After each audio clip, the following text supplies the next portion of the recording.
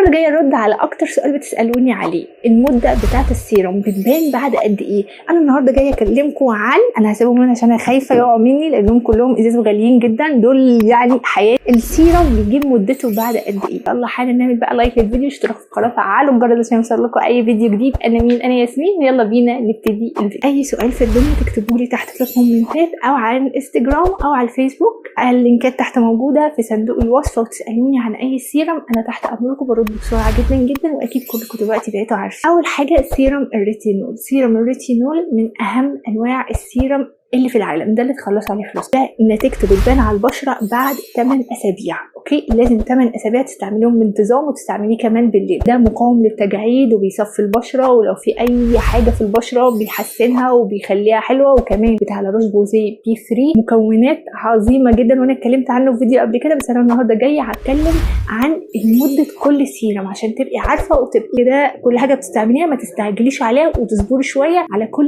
نتيجه من انواع السيرم. ده سيرم فيه ليفت اكتف. اوكي، ده بيعمل على تقشير البشره، بيوحدها، وكمان النتيجه بتاعته بتبان بعد 4 اسابيع على بشرتك. اي سيرم فيتامين سي في الدنيا بتجيب نتيجته بعد 12 اسبوع. 12 اسبوع بتبتدي وشك يبان فيه نضاره، وكمان بيوحد اللون وبيفتح البشره. اي سيرم فيتامين سي، مش شرط اللي يكون معايا اي سيرم فيتامين سي، انا بستعمل سيرم فيتامين سي بتاع اوركيديا، كمان فيه هيرونيك اسيد بنسبه 2.5% في الاثنين مع بعض، فحلوين جدا جدا جدا للترطيب والنضاره. ده نتيجته بتبان بعد 5 ايام. ده اوركيديا، انا اتكلمت عنه في الفيديو تحت في صندوق الوصف، برضو تقدروا تشوفوه بعد ما تخلصوا الفيديو ده.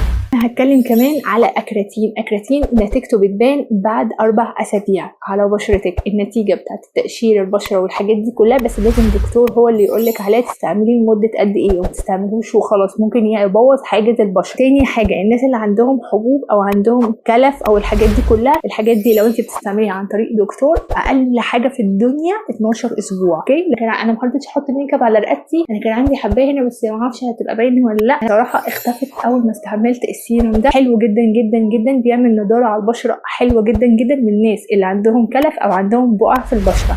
بس كده، بس انت مش هتحتاجي له. اهم حاجه الريتينول. بصي اصرفوا على فلوسكم على ده، ده اهم حاجه في الدنيا. ده بيخلي بشرتك صغيره وجميله وبيشد البشره، حلو جدا جدا جدا جدا. واشوفكم بقى على خير في الفيديو جاي. ما تنسوش تعملوا لايك للفيديو، اشتركوا في القناه، وفعلوا الجرس عشان يوصل لكم اي فيديو جديد.